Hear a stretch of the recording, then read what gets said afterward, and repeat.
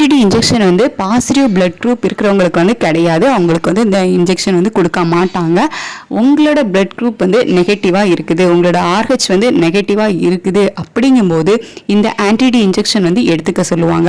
எதனால அப்படின்னு பார்த்தீங்கன்னா, உங்களுக்கு நெகட்டிவ் பிளட் குரூப், உங்கள் வயிற்றில் வளர்கிற குழந்தைக்கு பாசிட்டிவ் பிளட் குரூப் அப்படிங்கும்போது அம்மாவோட உடம்புல வந்து ஆன்டிபாடிஸ் வந்து உருவாகிறதுக்கான சான்சஸ் வந்து இருக்குது. உங்களோட குழந்தைக்கு பாசிட்டிவ் பிளட் குரூப்பாக இருக்குது அப்படிங்கும்போது உங்கள் உடம்புல வந்து பாசிட்டிவ் செல்கள் வந்து இல்லை, நெகட்டிவ் தான் இருக்குது. அப்படிங்கும்போது அதை கண்டிப்பாக வந்து உங்களோட உடம்பு வந்து அக்செப்ட் பண்ணிக்காது. பாசிட்டிவ் பிளட் குரூப் குழந்தைக்கு இருக்கும்போது நம்ம உடம்புல வந்து ஏதோ வந்து புகுந்துடுச்சு அப்படின்னு நினச்சி இந்த நெகட்டிவ் செல்கள் என்ன பண்ணும் அப்படின்னு பார்த்தீங்கன்னா, உங்கள் அம்மாவோட உடம்புல ஆன்டிபாடிஸ் வந்து உருவாக்கும்.